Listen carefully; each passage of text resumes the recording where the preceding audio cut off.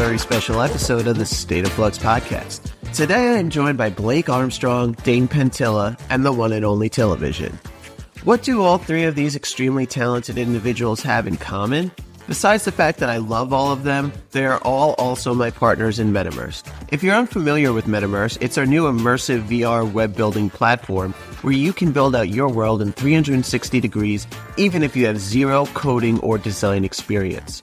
It's probably one of the coolest things I've ever been a part of, and after 2+ years of building, we're actually getting ready to release it. Learn all about it here on the pod, and then go sign up for the waitlist at metimmerse.io. I hope you're as excited for this one as I am. Let's dive in. Are you ready? And Dane, since you've never done a podcast before, just the way these things generally work, if you want a successful podcast, we have to talk about true crime for at least 45 minutes of the hour. So if you guys want to pick a case, we'll jump into it. True crime. That's the secret. Okay. All right. Cool. Yeah. Didn't know. Again, thank you guys so much for doing this. Obviously, Metimmerse is something that we've all been super excited for. We've been working our butts off here for what's it been, about 2 years that we've been working on this project? Yeah, give or take. 2 years, but I think far longer as far as just our own personal research, our interests go back, even maybe like 5 or 6 years. I'm not sure what our first project was, but yeah, we need a jump off date. Yeah, and I wanted to dig deep here. I wanted to get back into the origins of everything. So Dane and Matt, you guys have known each other since you were born, kind of what happens with brothers. Tilla, you and I, we go back, like 15 years at this point, since you were doing kick drums and I was working for the Stevensons and Joanna, and we were managing you guys. Yeah, totally. I think that just dope people just tend to continue crossing paths in life one way or another. But yeah, it was a different world then. But from the jump, always thought the most of you and thought you were a great person. So it doesn't surprise me we continued to collaborate. Dude, I'm always grateful to have you as a friend and a collaborator. And speaking of great people, Blake hasn't said anything yet, but another person I'm super grateful for here is my partner Blake Armstrong, who I get the chance to work with for Flux and Engagency. And yeah, and it wasn't chiming in because my origin story doesn't go back 15 years. I think it was 2017, and till I don't remember what was the first project we collaborated on with you along the journey, whether it was you talking to us about Little Bitcoin or Death Row Museum or one of the projects we've jammed on over the years. Yeah, that is the great thing about, working together digitally is you kind of have this digital trail that we can go back down the rabbit hole one of these days and we could be like, there it is. That was the first email. But yeah, it's been a pleasure from day one. And then we've been building 360 sites together as a team long before. We called it Metimmerse and set it up as its own company. We kind of collaborated as a crew here, and we're building what we call kind of Web 2.5 and jumping into the space and building immersive sites and hacking real estate platforms to do it in a really rudimentary way that kind of brings us to today. So super stoked on what we're building and, the team and everything we've got cooking. For sure. And I remember, since you guys are talking about when we first started working together, Blake and I were doing marketing for Death Row Records, and we had this idea to do the Death Row Museum during the pandemic, right? So it was 2020. And I hit you up, Tilla, because you had done the Busta Bunker, and I thought you did such a great job with that. And then you looped Dane in, obviously. That Death Row Museum was just bonkers successful, still one of the biggest things we've ever worked on together. And then we hit you up again to talk about Mia. And you had said, I've got this project called Lil Bitcoin. And then it just seems like every month over month that we've been finding new ways to collaborate ever since. You know what? You nailed it. You got a better memory than us. You're looking at notes over there, or timelines over there on your computer or something. Yeah, the Death Row was insane. And the pandemic was just such a blur of projects that were just rolling in. I think that's why I'm having a hard time piecing together those early days, because it was just rapid fire, cool stuff happening. And it's really, been happening ever since. So it was trial by fire initially getting in, and we've just been banging them out. Yeah. And Matt, you had a lot of success during that time period too, in the NFT space as well. Like, you were already an established artist, already had success, but that was really, you kind of jumped a level there. So that when you were really on the tip of everyone's tongue with your work, I remember you coming and saying, I'm focused on these NFT things, but I have this idea. And the first iteration of Metimmerse, when you started talking about it beyond the 360 sites that we were building for musicians and celebrities and everything like that, that first inkling that you came up with, and I believe it was you and Dane together who came up with this. You had the idea for Metimall. Oh, mall ball. Mall ball, Oh, which, obviously evolved into Metimmerse, but why don't you tell us a little bit about mall ball? Well, yeah. It was mall ball, and users of mall ball were ballers. And, it was kind of a funny initial idea, but let's take it back to, the early days. As I was mentioning earlier, Dane had been working for years on a site called, well, Dane, why don't you tell them about it? Yeah, it's a good segue into a little bit of my origin story. Is a career-long growth into this VR and 360 space. Like you said, Matt, this goes back all the way to 2010, 2011, around there, with an idea that I had for Live Events 360. And it was the idea of being able to go to concerts and go to venues that you don't have physical access to, but that you could watch the shows in a 360 environment and, virtually be there. So that was the first version of this. Turned into another version called quickvr.app. Was another website that I had built that was more towards this way of being able to quickly build a VR scene and being able to do that in a rapid fire way. So closer towards where we were going here. And then, Matt, with the connections and the networking that he's done, working with the media space there, he had this idea for using those 360 scenes and being able to do this and building a vault for Busta Rhymes to store all of his archive of music. And from there, it just evolved into one thing after another, and seeing how we can use this to further launch other artists' VR worlds. Going from Busta Rhymes to Death Row and meeting with you guys, I feel like we've put this team together that can do this in the way that we want to and do it right. So I feel like this is the natural next progression of this whole virtual experience. So, Dane, you were doing stuff in VR back in like 2010, 2011? I mean, I was playing around with it. We were, at the time, I was looking at realty a lot. And this also goes back. One of the first websites I built was a real estate website.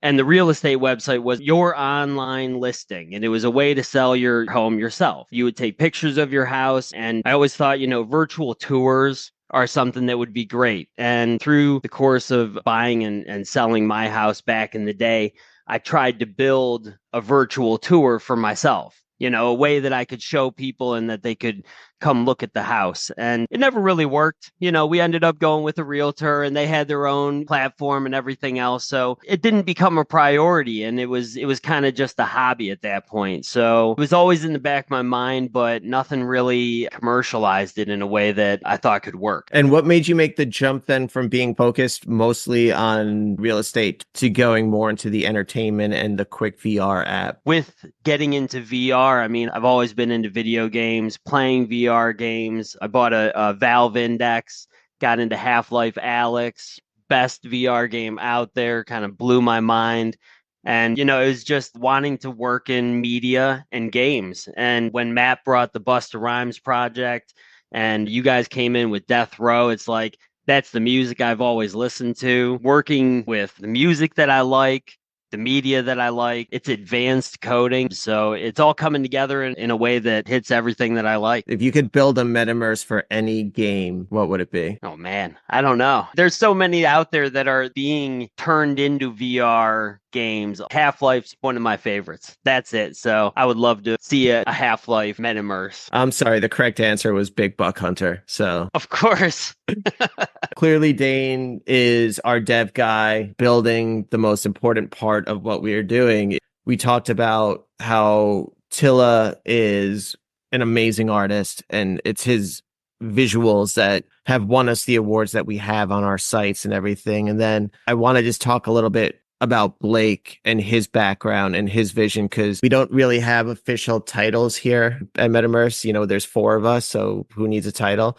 But I would say that Blake, in a lot of ways, leads the charge for us, kind of playing that CEO role. So I'd love to hear a little bit more about, Blake, how you envision this when you first heard the idea, why you're so excited about it, and what you see your role in Metimmerse is.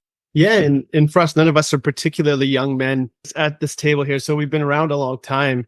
My first, interaction with VR was back in, I think, 2011.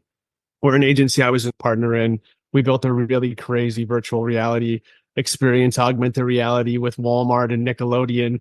And it was when the relaunch of the Ninja Turtles, which is, that's one of my shows. When I was a kid, that was my jam. Leo, Dono, and Raph, and, the Splinter and crew were such a big part of my childhood. So we had this opportunity, and you had to have an actual marker on the flyer to download an app that then take the families in store, hold your phone up in every different aisle or every different section of the store, and it would trigger a new character, a new game. And it was really pushing the boundaries back. We're talking more than a decade ago.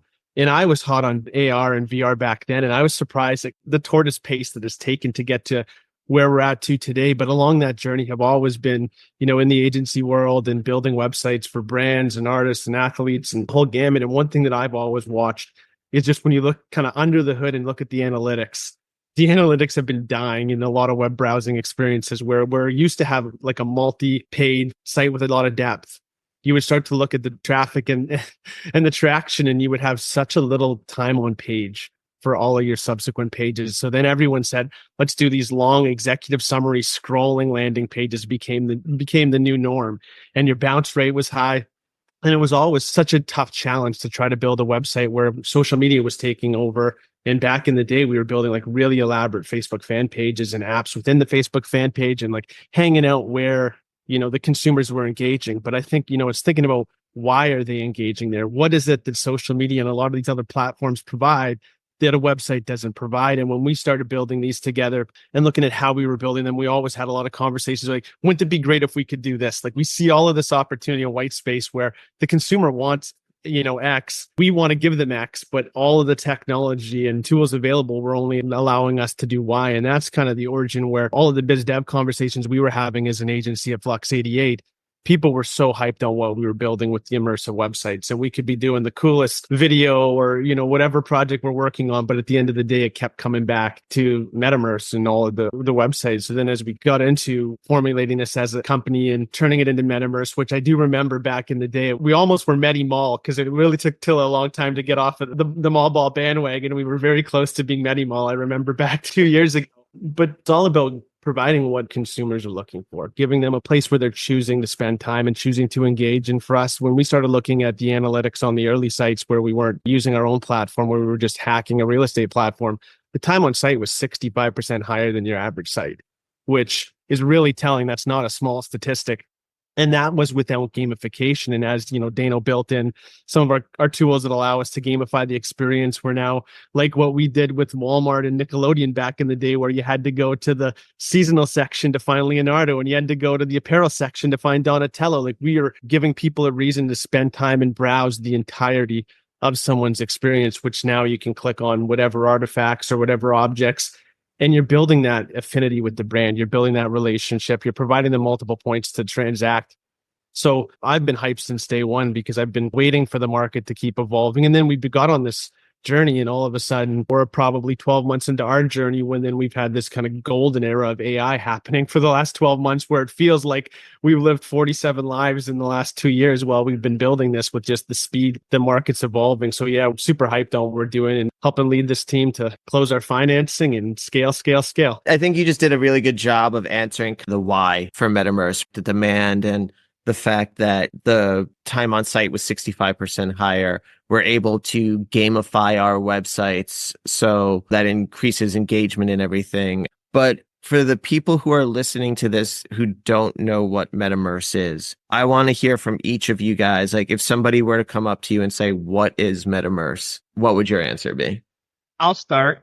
This is Matt. I would say when people ask me what Metimmerse is, I say it's a virtual 360-degree website platform. I define it as Web 2.5, which is kind of an upgrade from Web 2.0 in that we're not doing the death scroll anymore. Now we can see things in 360 degrees, and we're not quite fully Web 3 where you're running around in a Fortnite game or something like that. Even though I would say that we do lean towards Web 3 because we are moving towards the future and there are Web 3 elements involved. But I think Web 3 is a scary term that sometimes turns people off a little. And, our point and click style websites feel more of a step up from Web 2 than fully Web 3. And I think one important part kind of building upon what I call him Tilla to everyone listening. We've always called him Tilla, but now that we've got two brothers who have the same last name and as part of the crew, we started calling him Matt a little bit again. But I think one of the big things that Matt didn't touch upon, we often call it the square space of 360-degree websites. And the reason we say that, the part that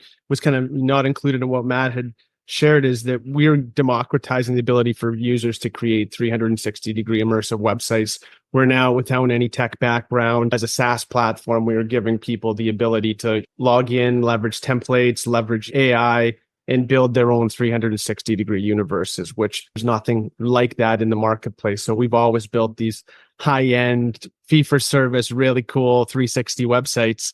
And now we're giving that same power in the consumer's hands or the fans' hands to be able to build their own world without needing some of the wizardry tool set that a guy like Matt has, that your average fan or average consumer is not possessing that same tool belt. And Dano, did we miss anything? Well, I mean, the way I see Metimmerse and the way that I would describe it, I'm a very visual person. And when I think about the way that you view Metimmerse, almost like you're looking through your phone into a portal to a website that wraps around you. And that's how I would almost describe it, is that it is a website that you can use your phone, you can turn around, you can look around, and it is all around you. And that scene can be expanded infinitely to have many other scenes that they link together. They could be photorealistic. They could be graphically depicted, 3D scenes. It could be anything that you can imagine, but it's still a website. It's viewable and navigatable through a phone and through tools that everybody has. So it's easy to set up for your average user. Like Blake mentioned, it's not all the way into Web3, like Matt mentioned. It's halfway there, and it's not VR where you need a virtual reality headset. You use your phone, you look at it, and it's a cool, interactive, immersive experience. I do think it's worth adding to what you guys are saying, though, that yes, it caters to everyone, but it also works for those people that are tech forward. So, we're not Web3, but we have Web3 elements, right? And then at the same time, you can look at Meti. Meti is what we call our rooms on the platform. You could look at it on your phone. You could look at it on your desktop, but you could also experience it using a headset. So I think that's something really cool too, because your Meti experience can be whatever you want it to be. Yeah, definitely levels to how deep you can go. But I prefer the Web 2.5 term because even symbolically, our Metis are a doorway into somebody's, virtual world, but it's also kind of an invitation to step out of Web 2 into the future. So I like what Web 2.5, I like how it feels a little bit more inviting to those that are scared by some of the advances in technology. It seems maybe a little less intimidating. I think that's been one of the biggest challenges that the virtual reality space has had with the public, is that leap into the future. You need a new device. It's a whole new experience. These challenges are a bit scary to the average user. And so having a platform that's rooted in something that they are used to, that is the fundamentals of an internet that they are accustomed to and know about, but then have the steps into Web3, meaning like wallet integrations, different virtual reality style gamification, all of these aspects introduce the user and bring them forward into the next level. And also, I just wanted to add really quick the navigation of point and click. I really enjoy point and click, where, that's a big hurdle for a lot of people, is the, movement within a virtual space. Again, that gets into kind of like you're playing Fortnite or Call of Duty or something, where point and click style feels, in a way, it's fun. I think for any age, just seeing and clicking something is just something that comes very natural to any human. So there's a lot of enjoyment and not so much frustration in learning. There's not like a big learning curve of, how do I maneuver through this space? It's just something that you've been doing for a long time. Previously, we've done high profile sites for big names. So as we're transitioning into a site for anybody to use, what are you excited about the idea for anybody to be able to have their own Meti? I'll start this one again. There's a lot of value in creating art, as I have been my entire life. I'm an artist and I create my own personal viewpoint. but there's a whole different level of enjoyment you get out of creating tools for others to use so that they can create art.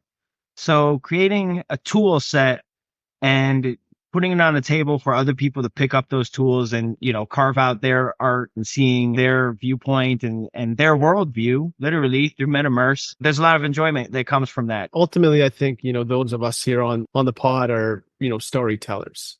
And when you look at building connection in real life, online, in any aspect of life, it's all about, getting to know somebody, getting to know a brand, getting to know something, and really being along on that narrative and that journey that their storyteller is taking you through.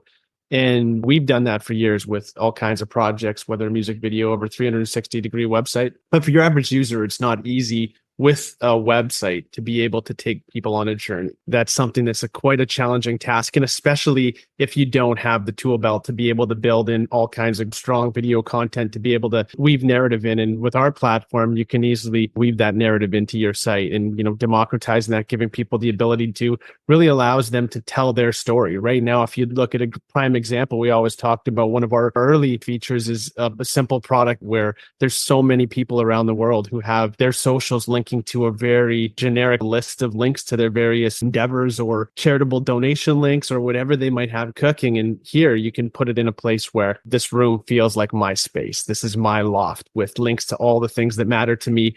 But you can also, when you're visiting it, get a sense of my taste and my style and my personality. And I think that's something that we all crave and we all want. Just at the park last night with one of my little ones, or actually with both of our little ones there. And, just talking to neighbors and interacting, people crave that, getting to know each other and understanding each other and the whys. And I think a Metimmerse gives people the ability to share so much more than they would get in a traditional site. Yeah, me and Matt, growing up, one of the things that we had always done was we were really big into world building and board game playing and building these stories and creating these worlds. With the introduction of the internet and web development, that was one thing that we got into and that we noticed a lot of people wanted was their own websites. And everybody wants their own world, their own website. They want to tell their story and they want to tell that narrative. And one thing me and Matt did was we often told separate stories, but we found ways to link them together. And in building these worlds, that's one thing that we want to do. And that's what we're going to bring with Metimmerse is the social aspect of being able to build your own world, create your own narrative, link to all the different aspects of what make you you, and also connect with other people who are doing the same. So you can connect your communities, you can build your networks, and you can really tell your own story. I do want to stay with you here, Dane, for a minute, talk a little coder to us. You are the one to say, you know what, this is limiting for us to be using this real estate platform. We want to do other stuff. I'm going to build a back end. And then you were also the one who was able to say, you know what, I built our own back end and it's a super easy jump to make it so anybody could use our back end. So I kind of just want to hear a little bit about your thought process of when you decided this is limiting to be working on this other platform, I'm going to build our own back end, and then take us through that into figuring out that you can so easily make it usable for somebody who has no coding or design experience. And one of the things that I get the most satisfaction out of is building systems for other people to use. And it's building a robot that everybody can utilize without knowing the inner workings of it. And so working with the other libraries and other frameworks, I'm able to kind of see what works and what doesn't and what benefits we can use. And I think we mentioned it earlier, we are building these kind of one-off applications for Busta Rhymes, for, Death Row Records, for Young Thug. And, we were building them and releasing them, building them and releasing them. And I thought, if we're repeating the same work over again, and I could at least make it easier for myself and build a way that I can do this in a more streamlined fashion. And if that's the case, why can't more people do this? Why can't we build a system for everybody to get their hands in and to build their own system? I enjoy building these one-off applications for clients and users, but really I enjoy empowering them to do it themselves. I want them to feel invested in it and that it's theirs and that they are really the creator of the world that they're inhabiting. So that was kind of the motivation there. And that's where it kind of just went towards, how can this application benefit the most people? and easiest way. Dane was also hacking the existing platforms pretty crazy to make them do things that they weren't even meant to do. So there was a lot of shortcomings in the existing creation tools to make these worlds, and Dane was adding more value. So just being able to have full control and then offer people more, just discussing between the both of us, we just saw the potential for so much more than what was out there and how it was being used. There was a lot of manual labor to get the applications to work well and to give it the enhanced functionality that we were adding to it. So we thought if we could just replace that back end and build it ourselves, we could have that enhanced functionality and more control over the underlying architecture at the same time. What are some features of Metimmerse that we're building out that you guys think are the most unique and revolutionary component of Metimmerse? For me, it's the item collections and the awards and badges I'm excited about. When a Metimmerse is set up, you can set up hidden collectible items, Easter eggs. When you collect those items, if you have an account, you can save them to your profile. You can collect them. In the future, I see a marketplace where these items can be traded or where they have unique value to them or stored on the blockchain and have a transaction history. You know, the sky's the limit, but being able to collect items that are unique and linked to the Metimmerses that you're subscribed to or interested in, I'm excited about that. When you look at the most valuable companies in the world, it's clear that like one of the biggest currencies in today's day and age is data. And ultimately, as marketers, we've asked for data for years, whether it's an email address or a cell phone number, or, you know, the various pieces of information that consumers may not realize are being tracked on them. And ultimately, the marketing team is asking for it and often offering very little in return, just trying everything you can to get data from your consumers. And I'm super excited in the value exchange with the Metimmerse site, where now if you're a brand or an artist wanting to build your email list, you can add that as a gate to a room. And by providing your email address, which is the currency that everyone wants, you're now getting something in exchange. You might get into a room that contains a vault or an unreleased track or you name it. The user has the ability to put whatever they want in a room. Or we can tie it to the gamification where after they spend the time browsing the site and collecting all the items, and now, you know, they're rewarded with entry into a really interesting contest with some great prizing in exchange for providing email or phone number. And I think that's game changing. Ultimately, we're all happy to give our email address and phone number if we believe in the reason why. And we believe that, you know, this is a value exchange versus just a straight marketing plan. I think that's the beautiful thing about Metimmerse is it is completely a value exchange at every step, where it is an immersive experience that is being built for entertainment in addition to info and transaction that is the traditional goal of a website. Yeah, I would say that rewarding me for going on your website and exploring is very exciting. It'll give me a reason to visit websites again.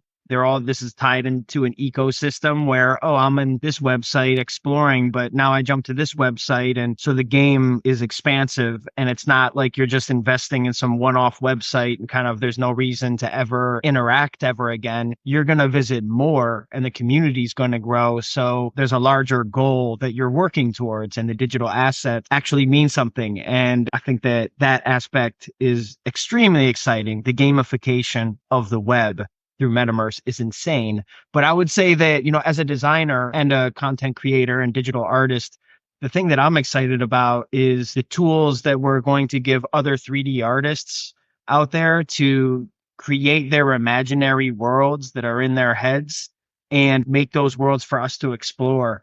I know some of the best digital artists in the world. I've gotten to know some of them personally through my work in the space, but also through the NFT world and crossing paths. I want to explore what's going on inside their brain. So I'm very excited to ingest these amazing artists and having them illustrate their world for us to explore. So the actual creation tools, which, you know, there'll be templates available for people that don't have any experience. But then we're working on new ways to reskin existing templates using AI that I'm very excited about. And then also offering people the tools to create on their own with Blender or Cinema 4D. So then they can create in their software of choice and then import those worlds into Metimmerse. Touching on one more aspect of the social aspect of it that I'm excited for is the connections that the owners of the Metimmerses can have with the communities. Two illustrations of that were the Tupac memorial page that we put up on the Death Row site, where users could visit a page and interact with the Google form to leave a message in memoriam for Tupac. We got hundreds of responses from that, and those responses went straight to the owners of the site and shows to them what a community there is behind their platform. And the other aspect was the Juice World Gardens that we created and graffiti wall that we implemented that recreated a real world location and allowed users to leave messages there that showed connection and community. And that was shared also with the family of Juice World. So these things create a unique way for the community to connect with the content creator in ways that Twitter had revolutionized in the past. And I see VR worlds and these Metimmerses revolutionizing in the future. It's funny. We talk about the social aspect of Metimmerse a lot. And, obviously the first thing that people think about is modern social media, so Instagram, TikTok, Facebook, Twitter, what have you. But the platform that it most makes me think about is actually MySpace. Because when MySpace came out, Dane's over there laughing, but I'm going somewhere with this. When MySpace first came out, it was the only social that I remember you would just do your MySpace as your website.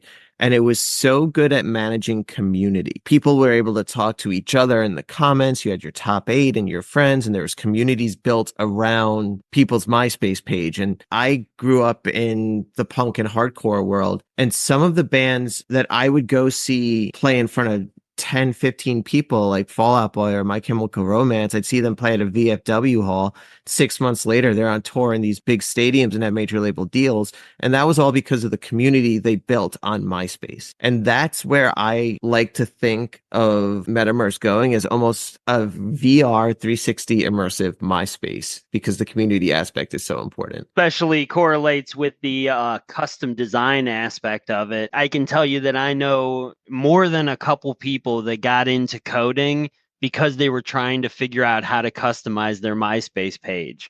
And they had to dig into the HTML and figure out what they can do to customize colors and whatnot. It's a creative space and it's a community building space. And, both of those things are definitely there for Metimmerse. The big thing about MySpace was that top 8.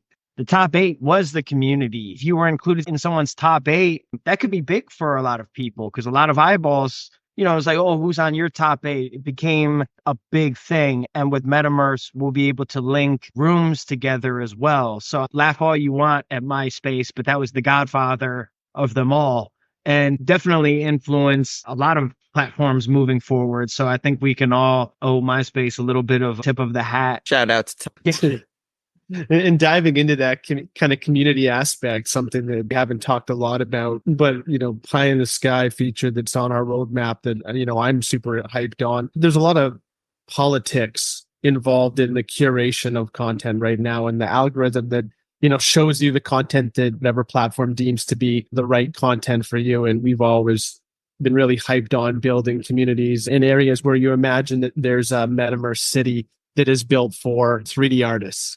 And they can apply to get a spot in that, and they can build their Metimmerse within that. So now, you can browse from place to place, loft to loft, studio to studio within this community. And as the user, that is so rich because it's highly curated and it's, like-minded people doing the things you want. I know one of our partners at Flux 88 is former Toronto Maple Leaf hockey player named Mikhail Grabovski. I'm building a little Metimmerse for him.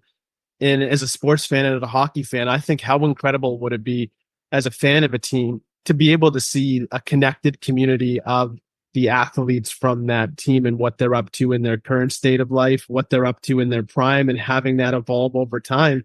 And then also for the individuals, I know there's a former Maple Leaf player that I've met through all of this that has an incredible cookie business. But I don't think the fan base really knows that, because he's got an isolated site that's doing this stuff and talks about it a little bit, but isn't in the public eye. And I think as a fan, how cool would it be to really just immerse yourself in the names and the personalities that you grow up with, and seeing as they evolve on their journey and their narrative evolves. And I think, that's something that we're excited to launch into the market. For sure. And I think that goes even beyond sports too. Like even same thing with music. There's a lot of bands that meant a lot to me that didn't quite break. All these bands that didn't get that longevity, that they're still out there making music. But imagine your Medi is an old VFW hall or old basement venue where different bands are connected to different rooms. So even if it's an old band, you could go check in and see what they're up to. Growing up on the Long Island music scene, some kid built an extensive Long Island music scene wiki. Nice. So like it literally, there's hundreds and hundreds of bands and how they correlate to other bands and stuff like that on this wiki.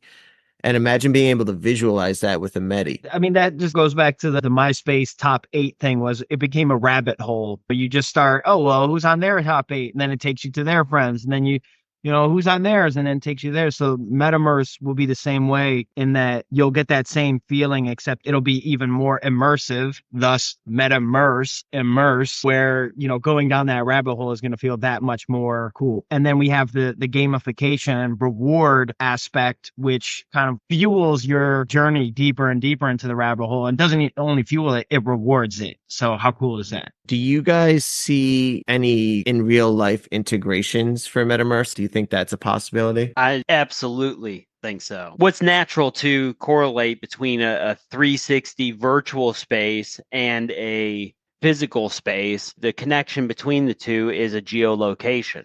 These 360 scenes that we've been creating are digital creations or created in other ways. But in the future, I imagine with the expansion of 360 cameras or apps that stitch photos together to create a 360 or 180 scene, I imagine that you're going to want to tag those scenes with a geotag and be able to navigate and jump to those in a virtual way. So the connection between in real life 360 scenes and Metimmerse is a natural connection in my mind. Yeah. And again, Dane, having created or thinking of other applications like Live Events 360 website so long ago, there were real life locations attached to the different venues that he had cataloged on the website. And then also around the same time, Dane, what was the game you were playing where in real life you were going to different locations? Oh, yeah. Pokemon Go?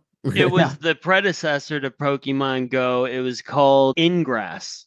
And it was by the Niantic company that ended up going on to create Pokemon Go.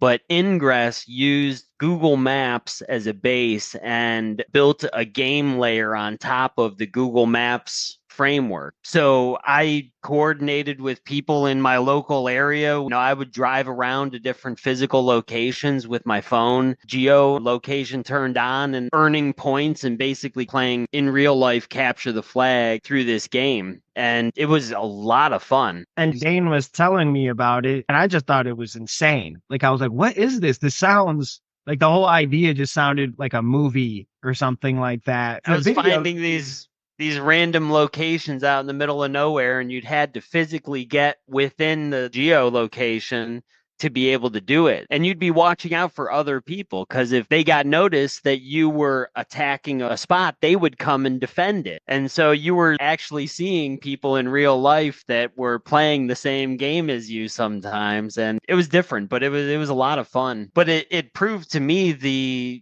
viability of an in real life game. People will go places if they have a reason. And if you give them a fun, engaging experience, that's something people would do. And that's why I bring it up, and why I wanted to go into it was just to let people know like how invested we are in the actual experience and kind of real world application. We've been out and we've played with different platforms that are multidimensional or however you want to put it. And all of those experiences were funneling into creating a Metimmerse. And one more thing on that was just in terms of building that Live Events 360 and tagging the venues, I spent many nights for weeks looking up different venues from cities all around the world, the major coliseums, getting their geolocations, their latitude and longitude, and storing it in a database so that I could look up events for all these venues all around the country in an idea that it might be a competitor to Songkick.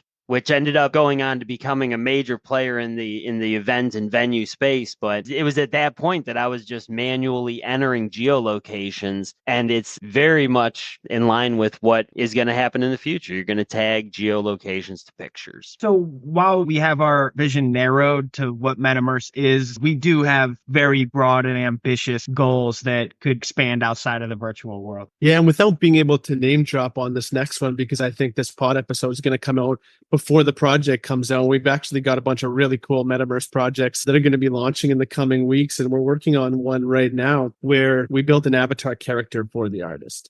And we're building a music video for the artist that is depicted in a scene that is being brought to life in a 3D immersive world. And then those scenes will also be brought to life in stage visuals, where you imagine you could leave a show, maybe you buy a shirt at the merch table that has the QR code or something that jumps you right in to the immersive world that you were already brought into in the live show. And by having that shirt, maybe you get tokens or some kind of in-Meti currency that allows you to have a discount on something, or to convert those to get a new template or something along those lines. There really is so much richness in the integration with real world that we're already in the not so distant future going to be sharing some pretty cool stuff there. I know we're running out of time here, guys, but I do want to ask one question until I think you queued us up here for this one. So in closing, what are each of your blue sky goals for the company? For me, I think we've got really ambitious blue sky goals where ultimately what we're building, we don't see anything like in the marketplace. But when we start thinking about it through the lens of us as marketers and the brands or the artists or the creatives that we interact with, it feels like a perfect fit for all of those categories. When we start thinking about it just as fans and as consumers, it feels like a perfect fit. So for me, the blue sky goal is that everybody has their own Metimmerse and they're stitched together in a really compelling way for community building and for discovery and for curation, where everyone is using these things. Where ultimately, we've been talking about the metaverse for a while. And I think during the pandemic, there was a lot of chatter where people were starting to believe, are we all going to be hanging out in the metaverse here in the next 6 months while COVID is happening? And the reality is, I think there's going to be a little bit of a revolt into like fully jumping and spending our entire lives in a virtual universe, where for me, this is augmentation. This is supplemental, where you could have these really rich experiences and stitch them together and then bring them together in real life. And then we can all get together as individuals in real life and connect in the way that as humans, I think is such an important part of our experience. I'll say that my blue sky vision for this is having a home for my personal digital twin. If it's good enough for me, I feel very comfortable about that being good enough for the world. If I can create a platform that my digital twin, my future digital twin, which is going to become more and more advanced in the coming years, if we build a home for them, I feel safe. I feel safe for my family. And if I feel that good enough for myself and my family, and we can open those doors to the world, I think that, that's just the nicest thing that you could do is invite somebody into your home. So creating a platform that's good enough for my digital twin and hopefully good enough for everybody else. I would say my blue sky goal is rooted in something that we touched on, but goes beyond that in terms of what I'd like to do, which is based on the storytelling. I think that, tagging geolocated Metimmerses and tagging that to real world locations and real world memories and stories that the users want to be able to share and tell or store is a way for them to build their own personal story and their own narrative and to tell about their journey. So my blue sky goal is that people would be able to tell their story and to do it in an immersive, interactive way that other people can quite literally or figuratively walk in the shoes of the people who are telling the story. So, and I know, Rich, you're the moderator of State of Flux podcast, but on this particular episode, you're not just the moderator. So I don't think it would be fair if we didn't kick it over to you to share your blue sky. My blue sky has already come true because I get to work with you guys and do innovative shit every fucking day on this project and this company. Cheers. So that's my blue sky. I get to do it every day. If we could keep doing that and build something that people really love and find ways for people to genuinely connect and be able to use their digital twin in a way that also creates cool opportunities in the real world. That's something really special, I think, that we could do. And just piggybacking off of that, I want to say, this being the Flux podcast, Flux has been such a cool company to work with. And for me to get to know Blake through Rich and get introduced to Flux and everything you guys have, and feel comfortable enough to bring my brother in as a family member, and for us to work as a team, it's like Flux has been the best. So just want to state that here on the Flux podcast, that you guys do an amazing job. You've opened some incredible opportunities for me that I've now been able to open the doors for my family. It's been a pleasure, and we've risen to every challenge that we've been up against, and we've created award-winning projects that are some of my most cherished goals that I've now reached in life. Getting the Nix Award and then the Clio Award, that's something you can hang your hat on and be very proud of. So shout out to Flux. Hey, Thank you, brother. Honored to have you guys as friends and collaborators. For those listening, you can join the Metimmerse mailing list right now at metimmerse.io. I'll put a link down in the description below. Thank you guys for doing this, and let's build something great. Are you ready?